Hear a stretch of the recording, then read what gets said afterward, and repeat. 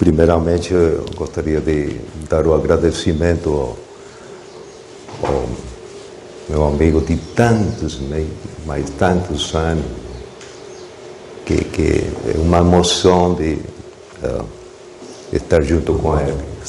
Sem dúvida, o Ruguei, como ele falou, Ruguei e Antônio são pessoas que para mim pessoalmente é uma emoção muito grande.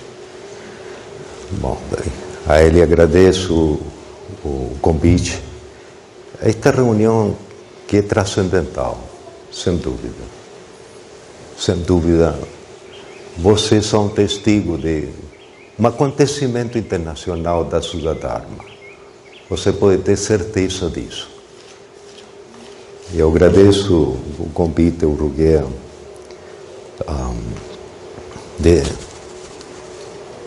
de meu coração, né? E para mim é um prazer estar aqui junto com todos vocês aqui. Eu agradeço a sua presença. E eu gostaria de fazer a apresentação em português, mas não dá não, né?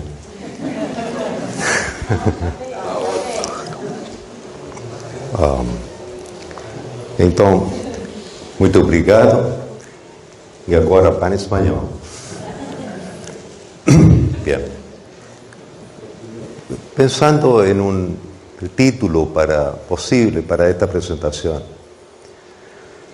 o para este acontecimiento que está ocurriendo acá, pensé yo en quizás hablar sobre la difusión del Suda Dharma ayer y hoy. Siguiente.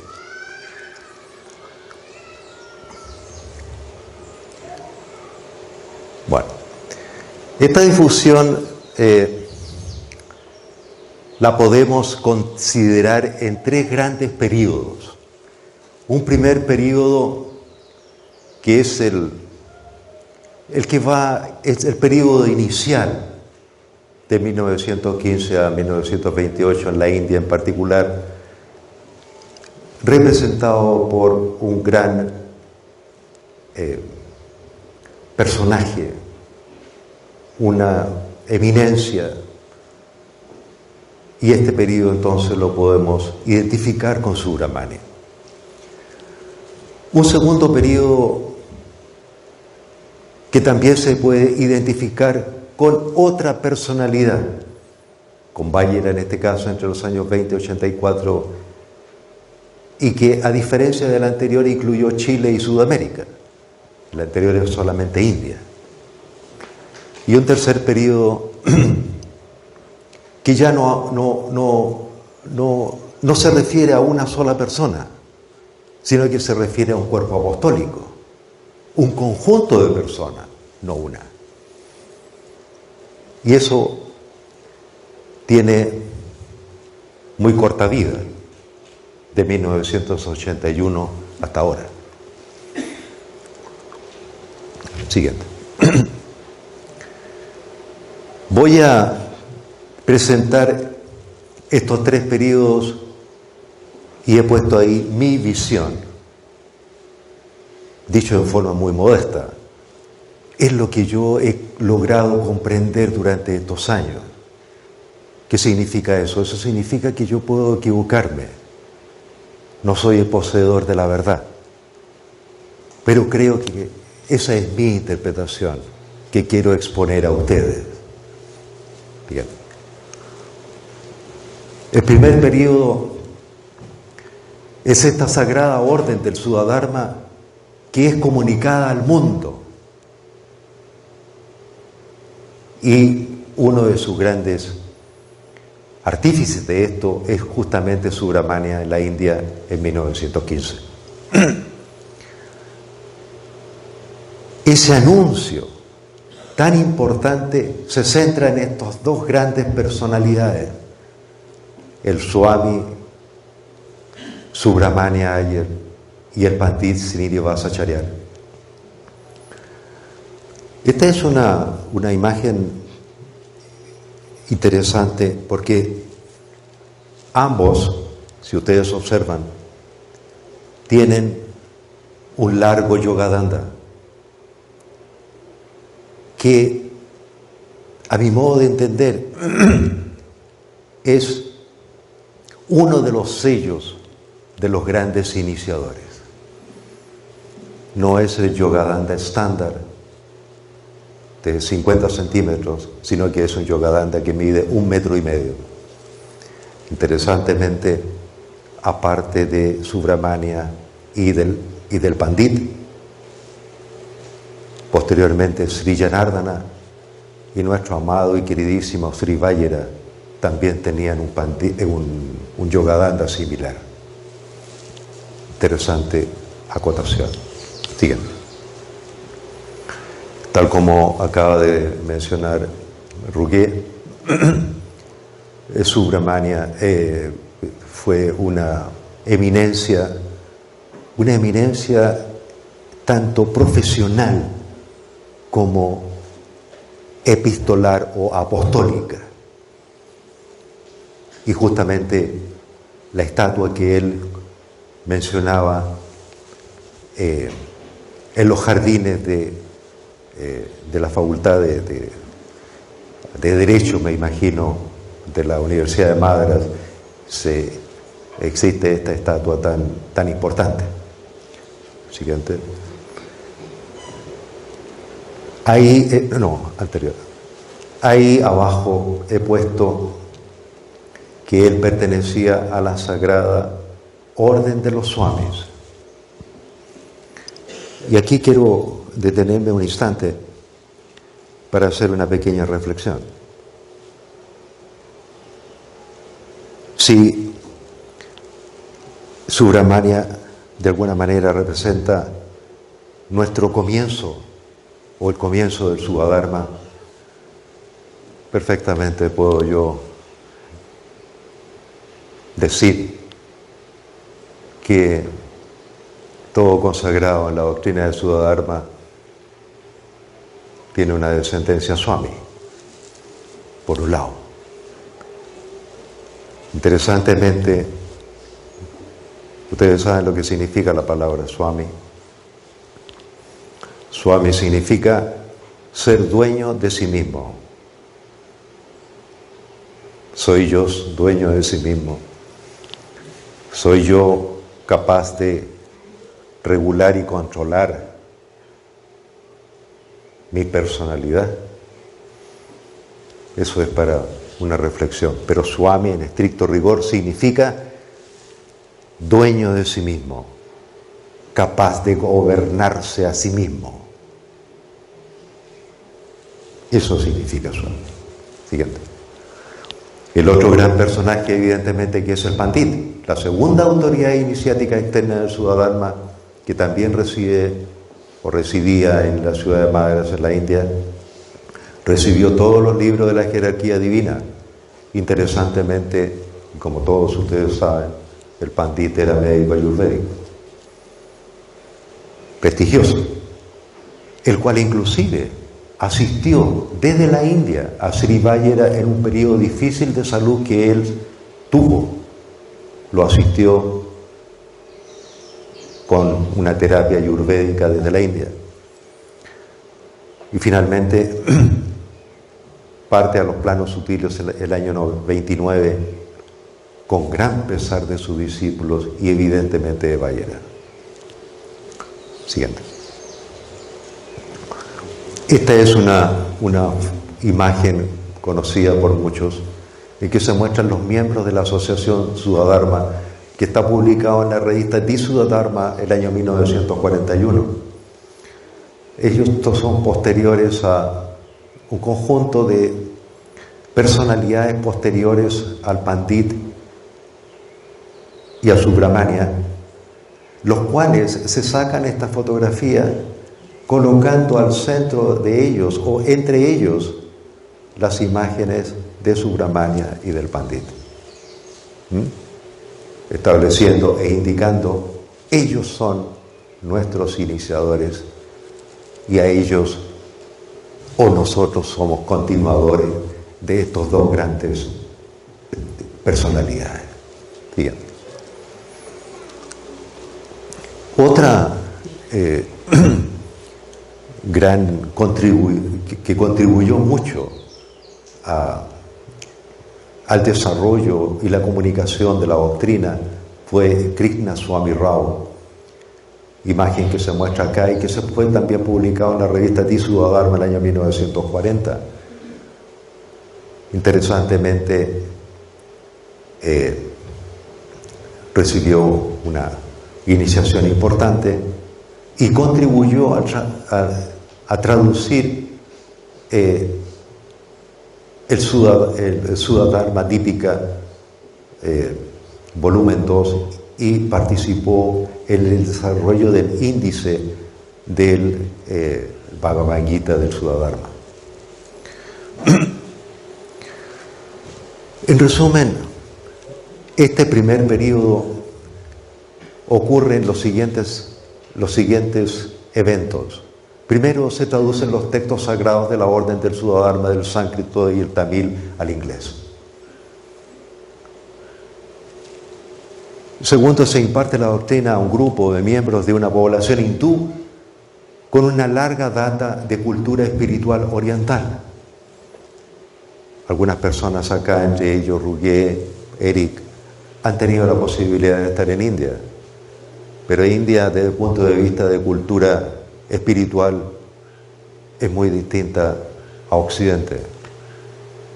Esa gente tiene un sello y nacen en un medio espiritual de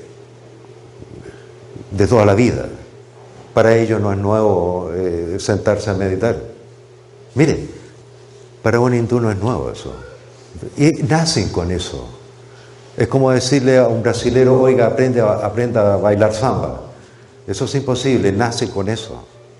Forma parte de la cultura de un país o de un continente. ¿Por qué digo esto? Porque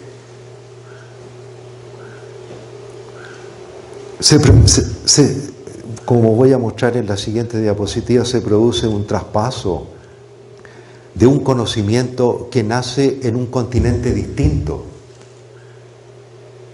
Y hay que ser muy osado para poder trasladar un conocimiento y una doctrina de un continente a otro que tiene una cultura espiritual muy diferente.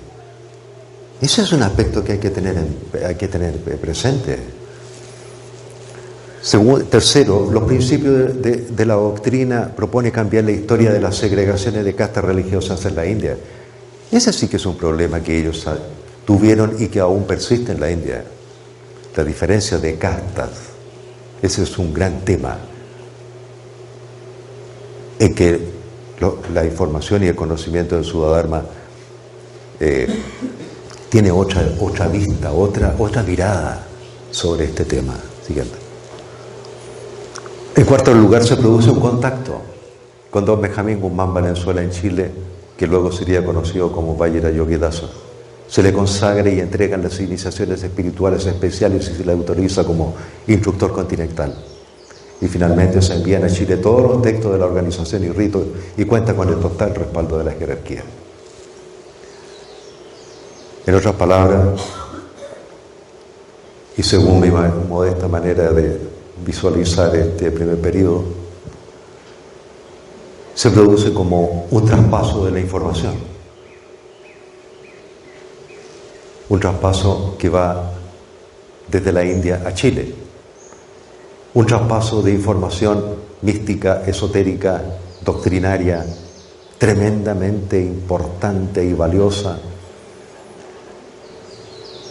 que pasa desde India hasta un señor de Chile. Mire,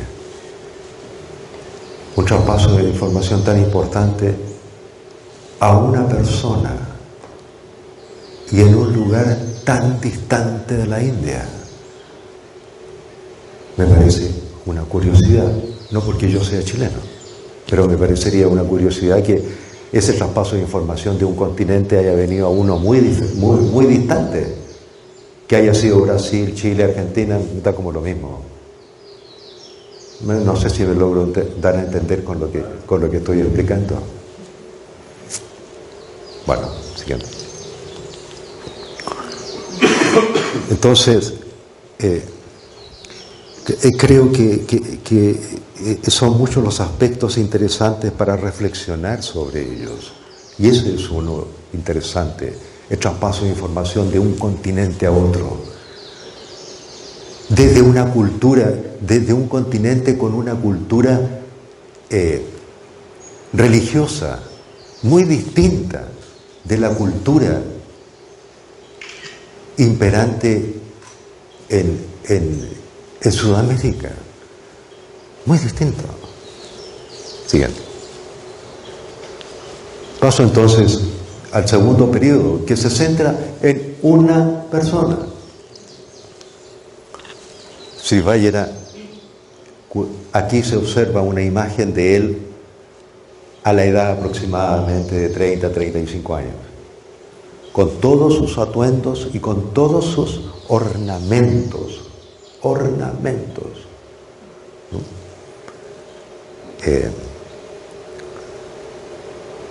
Tenía una estampa realmente magnífica, o sea, por presencia, ¿no? Él pertenecía a una familia noble chilena, de muy buena estampa, pertenecía a un estrato social elevado,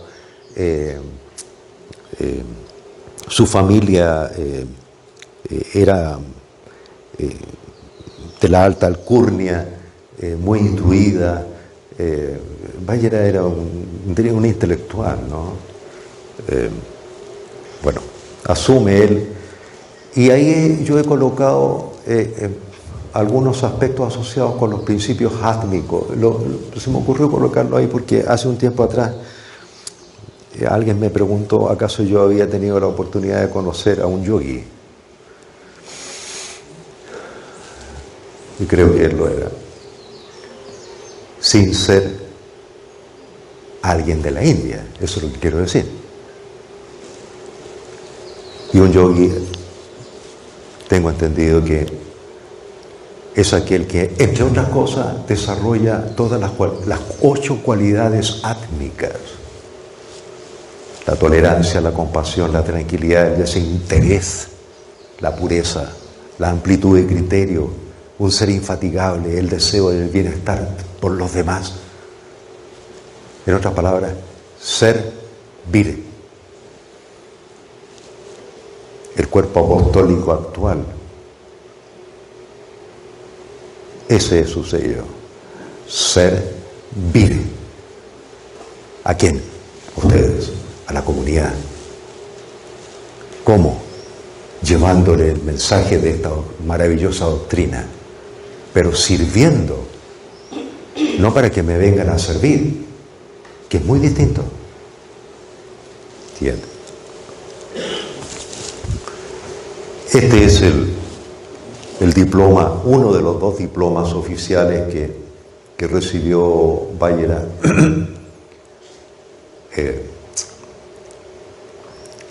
En este caso corresponde al diploma pertenecía también a la orden Mitrabrinda, sobre la cual me voy a referir más adelante en algunos aspectos interesantes. Este es el diploma oficial que se le entregó directamente desde la India. Este diploma está firmado por el Pandit. Pero interesantemente, si ustedes leen en la parte a la derecha, dice: fue bendecido por los mayores del Mandalam, entregado o firmado por el Pandit. Pero ahí dice: bendecido por los mayores. El Pandit era una personalidad tremendamente importante, así como Subramania. Pero ¿saben que el Pandit era el secretario de la orden? Todas las consultas él las remitía a los mayores. ¿Saben qué connotación tiene eso? No voy a entrar en más detalle, pero reflexiónenlo. Simplemente el pandit con la estatura, la talla espiritual que él tenía, era el secretario. ¿Entiende lo que le quiero decir? Bueno, acá está firmado en letra sánscrita por el pandit. Un diploma tremendamente importante que refleja quién era justamente nuestro amado y recordado Sri Vallena. Aquí se muestra un resumen apretado, diría yo, de su obra apostólica. Participó en la traducción de textos de la doctrina. Establece la sede continental en Chile. Consagra en forma personal y a distancia. Edita o participa en la edición de libros, folletos. Estructura los diplomas, los ritos. Él era un pintor importante en Chile. Pertenecía a la sociedad de artes. En Chile fue presidente de la Academia Nacional de Pintura en Chile. Para pertenecer a una entidad como esa, tiene que ser un entendido, un experto, ¿no? Todas las pinturas sagradas que existen en Chile las pintó él. Adapta la doctrina. Mire, hay una adaptación de la doctrina. ¿A qué? Una adaptación a la cultura occidental. No todos somos capaces de sentarnos en el piso. Oye, los hindúes nacen así. Pueden estar sentados en el piso en posición padmasana por horas.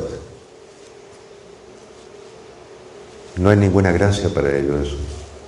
Por colocar un ejemplo pequeño, ¿no? Entonces, Vallena recibe una doctrina de una cultura muy diferente, pero él está inmerso en una sociedad y en una cultura y en un país en que impera el catolicismo representado por el 99.9% de la población. ¿Cómo yo le enseño, cómo yo proyecto una doctrina de carácter hindú en un país en donde impera el catolicismo con un 99.9%? Es un desafío. Es un desafío.